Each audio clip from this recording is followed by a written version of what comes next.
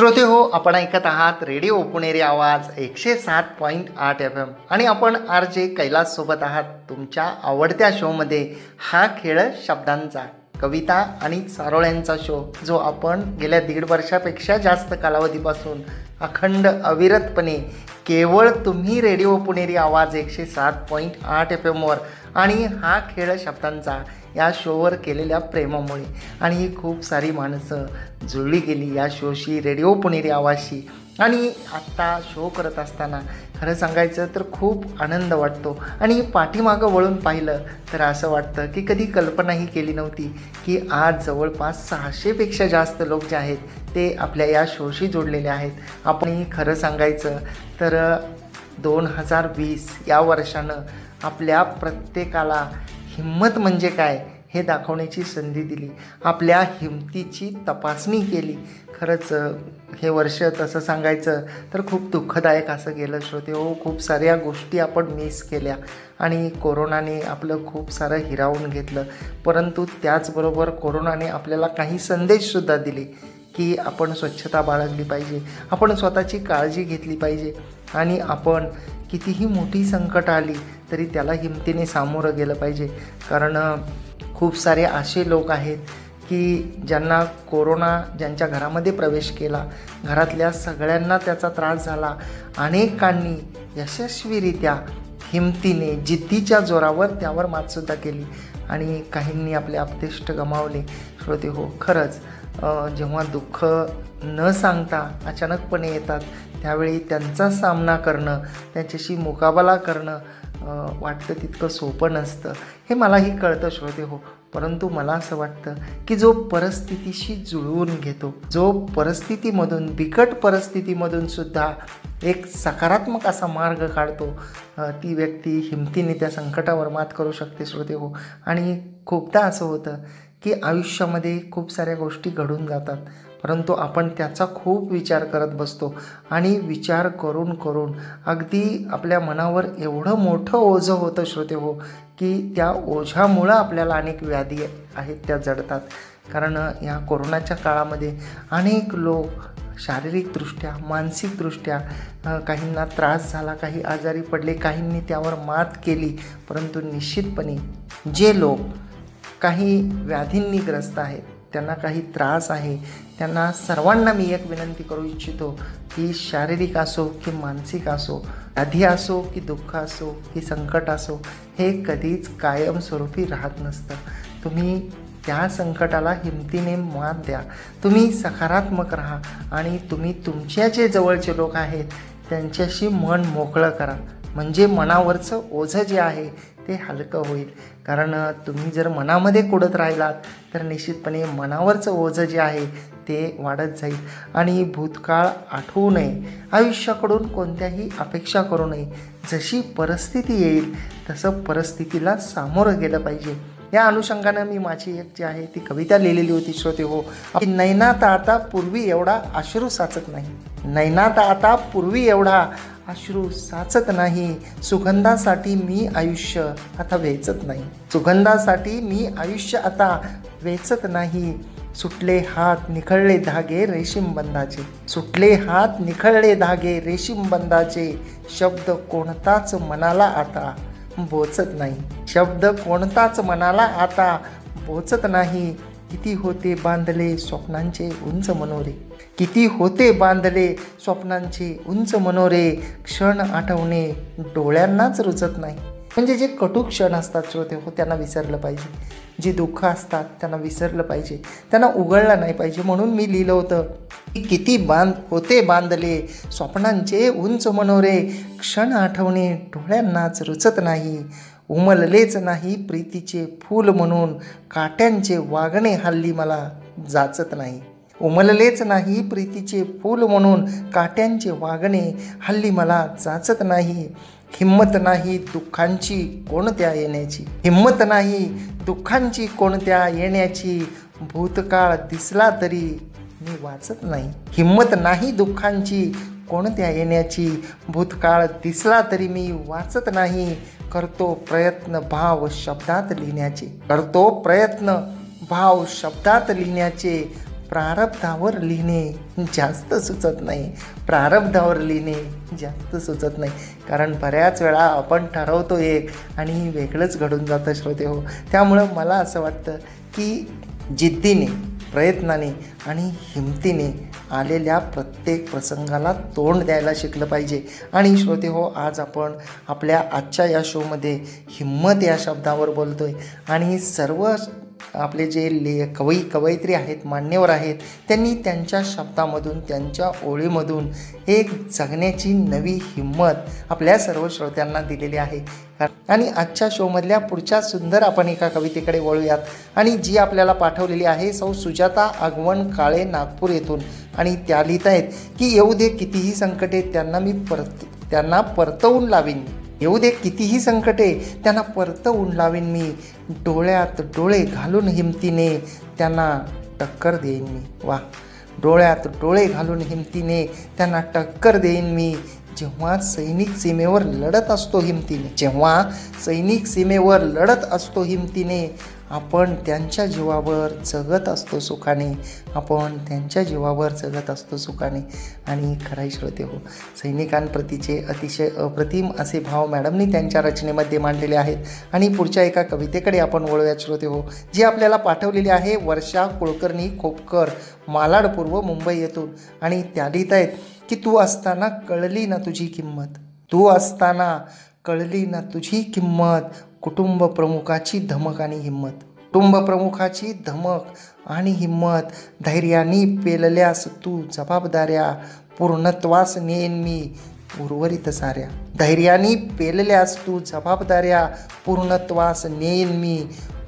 साऱ्या. लौकिक तुझा नाव तुझे अबाधित राखीन हे वचन माझे. हिम्मत तूच दे नाथा मजला, एकाकी लढा हा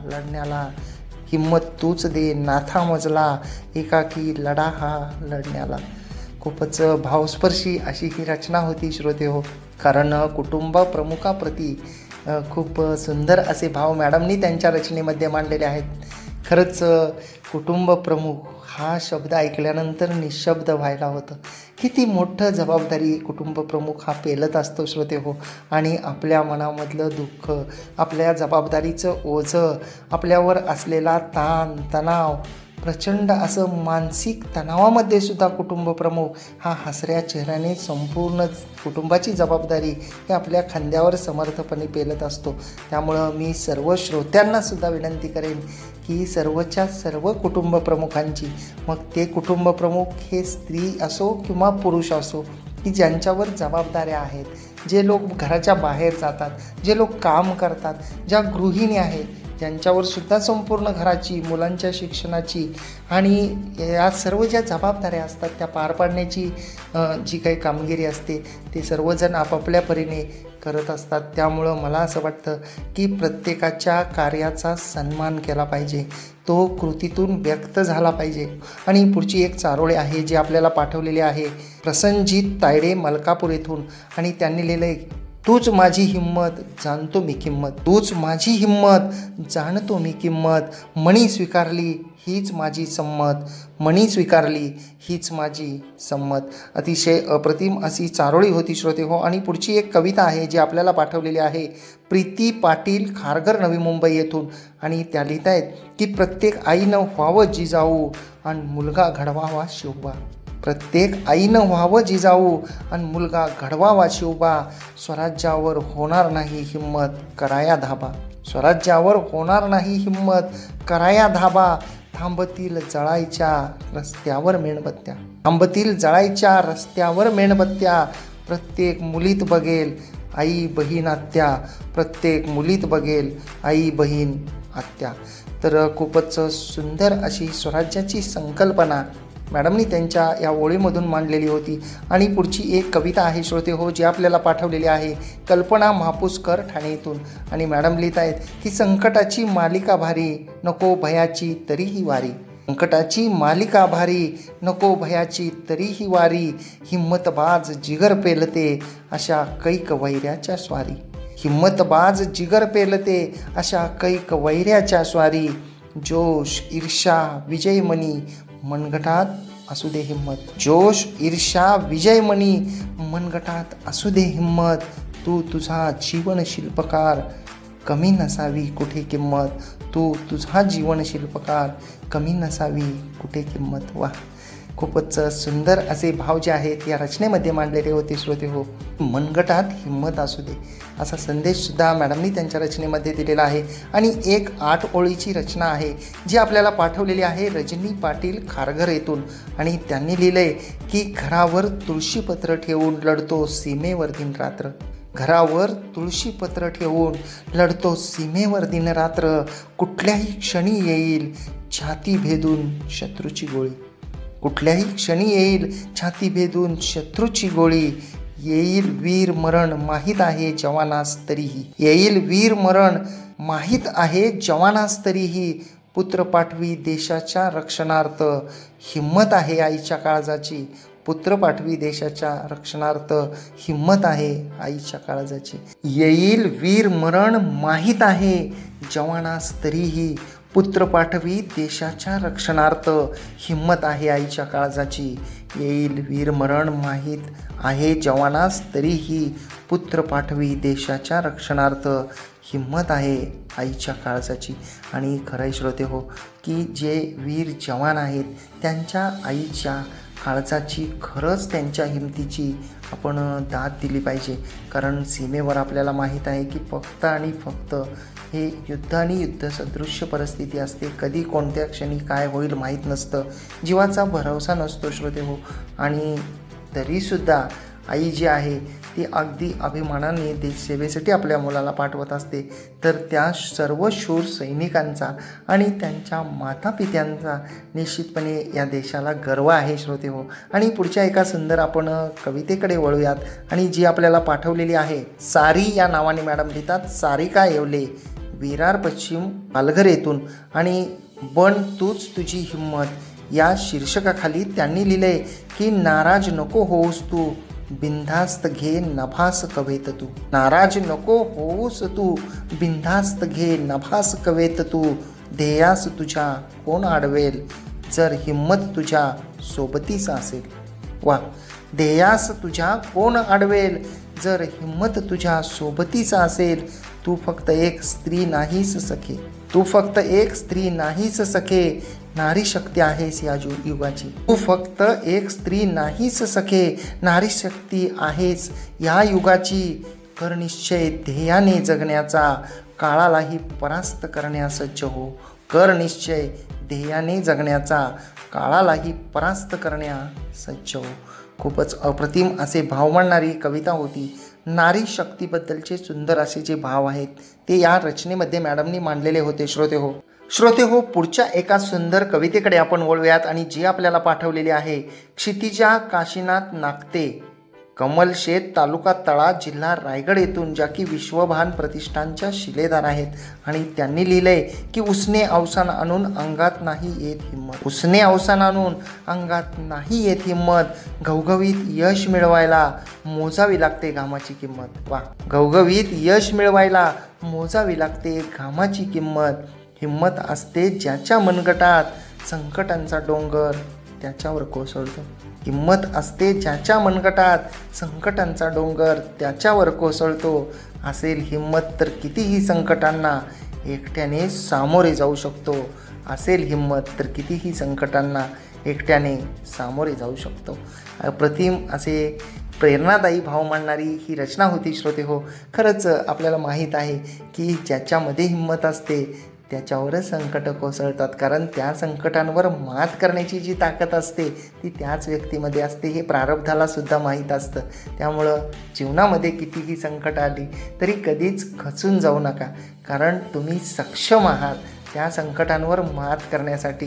म्हणूनच तुम्हाला संकट आलेली आहेत. हा सकारात्मक भाव हा मनामध्ये ठेवला पाहिजे श्रोते हो.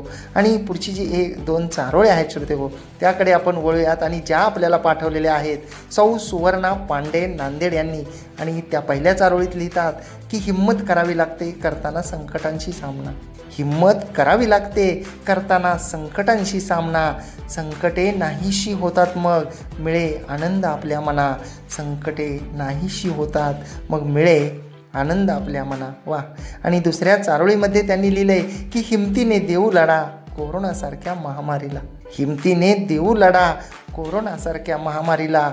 यशस्वी आपण सारे होऊ हद्दपार करू कोरोनाला. यशस्वी आपण सारे होऊ हद्दपार करू कोरोनाला. खूपच अप्रतिम अशा दोनही चारोळ्या होत्या श्रोतेहो. कारण संकटांशी सामना करताना आपल्या मनामध्ये हिंमत असली पाहिजे असे सुंदर असे भाव या दोनही चारोळ्यामध्ये मांडलेले होते श्रोतेहो.